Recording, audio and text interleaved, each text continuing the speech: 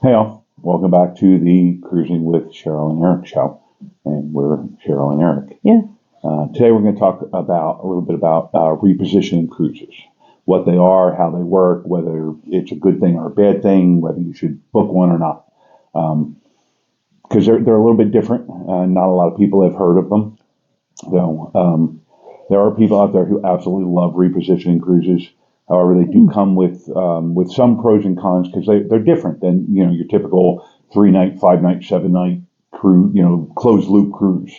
So just to quickly define what a repositioning cruise is. So it's when a cruise ship moves from one home port to another. So as an example, the cruise ship ABCD spent the summer in the Pacific Northwest doing Alaskan cruises. So let's say they went out of Seattle. Okay. Well, now it's September or October.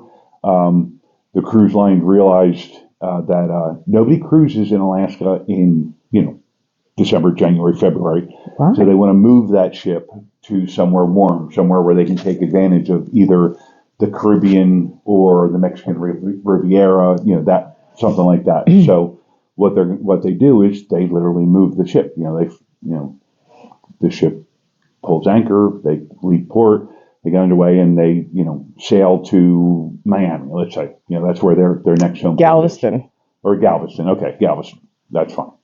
Now it costs them money to operate that ship. So instead of deadheading it, as they say in the truckers world, they actually allow passengers to come on board and sail the ship with all the way from Seattle to Galveston. Yeah.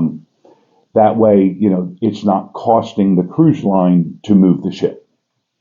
So that's kind of a general feel of what we're talking. Why repositioning cruises are a thing. They do, it's not just like 19 sea days. They do add a couple of ports along the way, to make it more enticing for passengers to want to come aboard. So now that I've kind of given you that general overview, let's look at some of the pros and cons of a repositioning cruise. We're going to start out with the pros because we're positive people. We want to start out with the good first. Yes.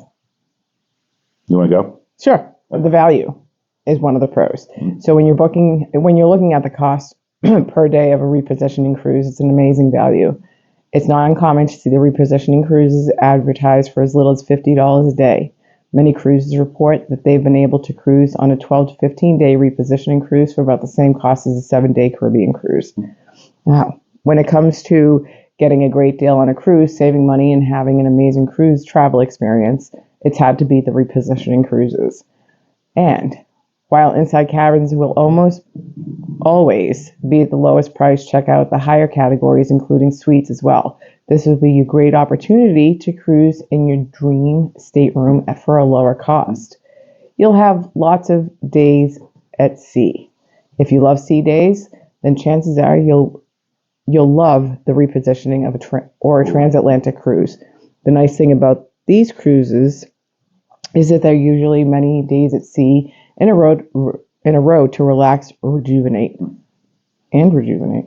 So you can enjoy the cruise ship as the destination, not just as a vehicle to get you to the destination. Because think about it, these days, most cruise ships are destinations in and of themselves. Yeah. I mean, 20 restaurants and bars and water slides and roller coasters. Lots to do. On and on and on. You want time to be able to explore it. I mean, think about like the Icon of the Seas. We keep talking about it because that's the newest and latest and greatest. Having 3, 4, 5, 6 sea days to just explore the ship, you'll get a real good idea of what you like on it, what you don't, and what you want to do over again. Yes. So, that's to me that's a cute. A, I love sea days, but B, being able to intimately familiarize myself with the ship is a good thing. Yeah, when I see him rubbing up on a slot machine, it's don't do that, please. That's becoming intimate. Really? And I'm kidding. You're only flying one way. Possibly, yeah. Well, yes. Since repositioning cruises start in one port of call and end in another, i.e. Fort Lauderdale to Barcelona, there is a potential of only having to fly one way, unless you're swimming back. But anyway, While it depends on where you live, this won't apply to everyone. So there's a good chance this can be a money saver for many. Sure.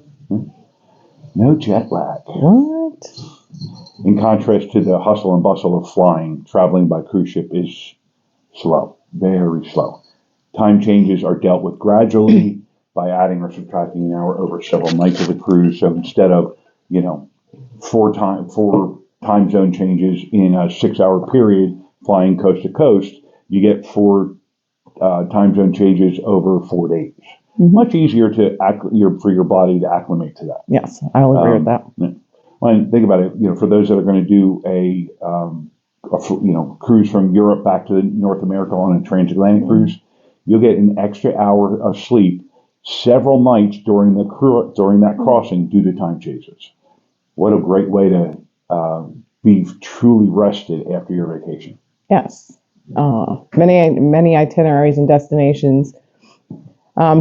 When it comes to repositioning cruises, there are many different itineraries and destinations to visit this way. This can be transatlantic or trans-Pacific cruises, but there are many one-way repositioning cruises beyond that. Whether you want to explore destinations in Europe, Asia, North America, Australia, and beyond, there's a repositioning cruise that you can book. Many cruise lines have several repositioning itineraries, including some of the most sought-after ports of call. Yes. A couple of examples of one-way reposition. Well, all three. Anyway, Southampton to New York, Barcelona to Fort Lauderdale, Honolulu to Sydney, Rio de Janeiro to Lisbon, Tampa to Boston, Fort Lauderdale to San Juan. There's some really cool options there. Yeah. This is going to sound cold and callous, and it's really not meant to be. There's fewer children. Yeah. So depending on how you like to cruise, you may appreciate the fact that there are few children on board repositioning cruises. While it's possible for children and families to sail, given the fact that these are often long cruises that happen during the shoulder or off seasons is unlikely. If you want to acquire a cruise on any cruise line, whether it be MSC, Celebrity, Princess, Viking, a repositioning cruise is a great option. Great for retirees or those who simply are pretty senior in their positions and have a ton of vacation time. Repositioning cruises are a great way to travel. They tend to be longer than the average cruise. They average 12 to 17 nights or longer. So if you got lots of vacay time, it's a great way to see the world. Yeah. Now, some of the cons. There are some potential downsides that we. Oh, sorry, stepped on our foot. My foot again. Rougher seas. While this won't be the case every day, repositioning cruises do have the potential to encounter some rougher seas, at least some of the time. Cruises that cross the Atlantic or the Pacific and some of the other big bodies of water out there have a higher chance of encountering times when waves are higher and seas may be rougher. Think about you're traveling during not this peak season, kind of the shoulder seasons or even the beginning of the off season. There's a reason it's the off season. This won't necessarily affect everybody, but if you are affected by motion sickness, it's important to be aware of this so you can pack extra seasickness meds or preventative treatments just in case. See, either way, you have to pack extra. Well, a couple extra packs of pills versus 14 days more clothing. Yeah, no. Dude, get those packing pouches. They're great. You prefer more destinations. Repositioning cruises are a great way to cruise for longer at a great price. However, one negative is there are some fewer days in port. For example, a 15-day repositioning cruise may have 9 sea days and 6 ports. If you prefer to spend time in a destination or a cruise port of call, then at sea, another cruise might be a better option for you. If this is your first cruise, while it's not a con, if this is your first cruise, you may want to reconsider taking a repositioning cruise. Repositioning cruises may not be the best cruise to get your feet wet. For your first cruise, a shorter cruise might be the best way to start. And if you want to know what cruise line is the best fit, how you feel in the ocean, what cabin type you prefer, and generally what to expect from a cruise ship. You're going to let me talk now? No. Since the repositioning cruises will likely be longer cruises, it's best for your first cruise, wait and book something shorter, something where you get an idea if you really like cruising before you do a 14 to 20 night cruise. Save that repositioning cruise for later once once you get hooked like we did to cruising. Yes. So that's pretty much it. Now that you know about repositioning cruises, go back and watch our video here that we did a couple of days ago about back-to-back cruises and see if you can figure out how to combine a repositioning cruise as part of your back-to-back cruise. Ooh. See ya. Bye.